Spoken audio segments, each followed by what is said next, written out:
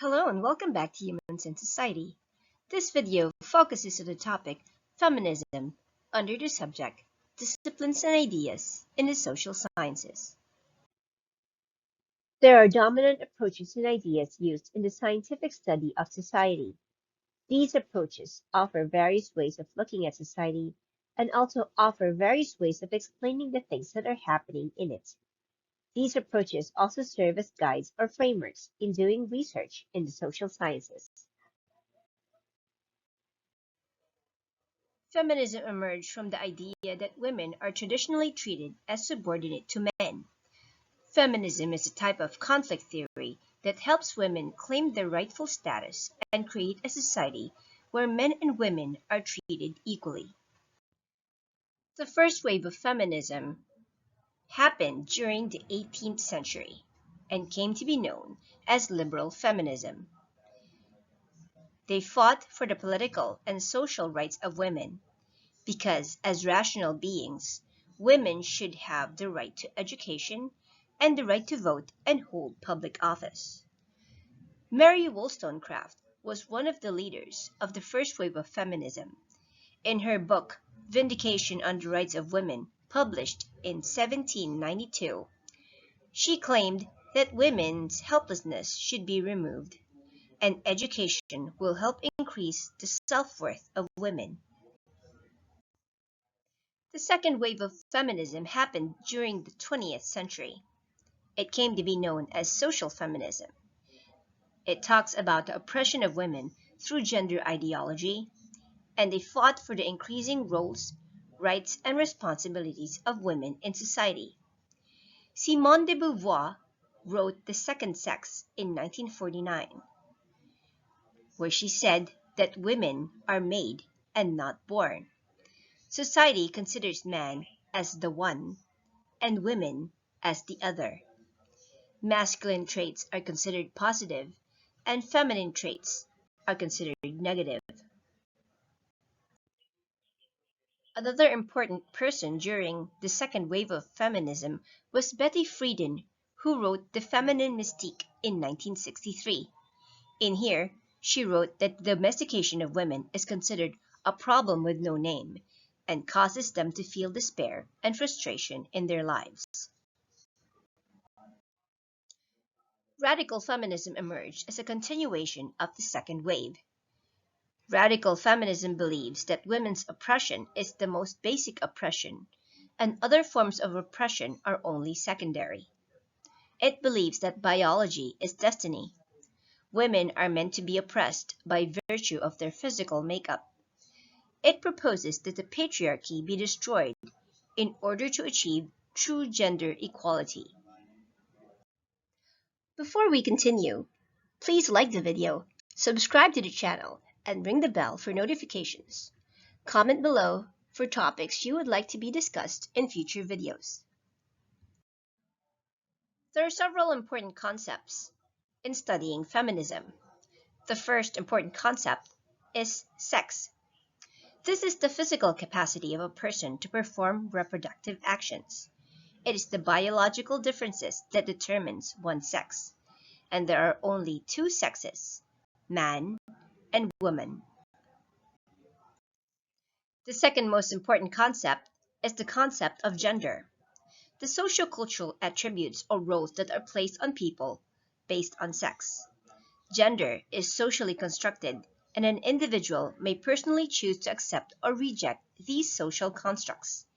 Gender refers to male and female, and in recent times, the LGBTQIA+ community.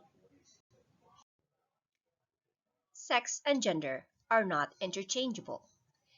There is a cultural assumption that sex and gender are interchangeable. Sexual roles can be done only by the man or only by the woman. The other sex has no physical body part to do the action. Gender roles can be done by both male and female, although the action is usually expected of one or the other. For example, giving birth is a sexual role that can only be done by a woman. Man is incapable of giving birth. Child rearing is a gender role that is usually attributed to the female, but in reality can be done by both genders. Gender ideology is the attitude regarding the suitable roles, rights, and responsibilities of men and women in society. Traditional gender ideologies give men and women unique roles. For example, men are breadwinners, and women are homemakers and child carers. Modern gender ideologies have transcended these traditional roles. Men and women are both accepted to work and tend to their house and children. Gender inequality refers to the unequal treatments and perceptions of people based on their gender. The following are examples of gender inequality. Women are given jobs that are extensions of their work at home, like teacher, nurse, and cleaning and laundry services. Men must earn enough to support the family so that their wives don't have to work. Working women are criticized for neglecting their duties at home. On the other hand, men who help around the house are good husbands and fathers. Stay-at-home husbands are considered weaklings, and their wives are the dominant ones. From these examples, you will see that gender inequality targets both men and women, and not only women. Gender oppression is the manner by which groups are privileged or disadvantaged based on gender. As with gender inequality, gender oppression can be experienced by both men and women.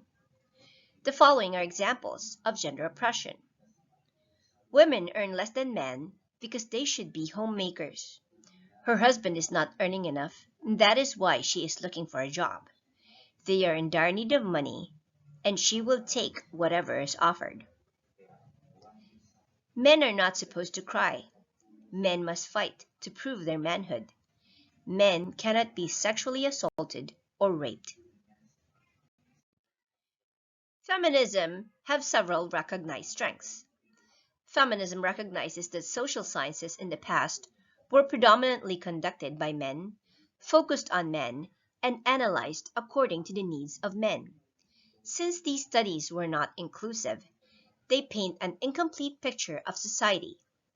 Feminism opened the doors for research to give equal emphasis to studying the needs of both men and women. The macro-level study shows how institutions are patriarchal, how they result in inequality, and how to challenge these existing institutions to promote equality.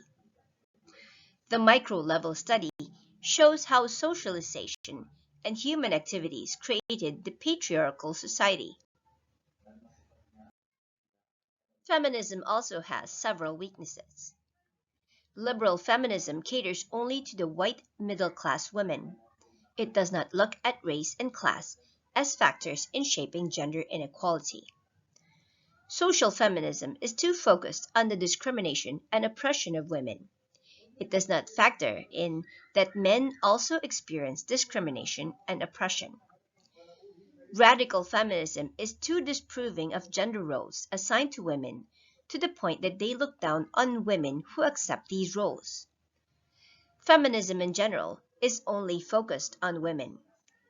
There are now other genders also fighting for equal treatment. Compared to other theories, the feminist theory is still in its developmental stage. The main idea is that women are people too, and feminism will help women claim their rightful status in society and form a world where women and men are treated equally. The ideas discussed in this video are based on the content standards of the Department of Education. Thank you for watching, and see you in the next lesson.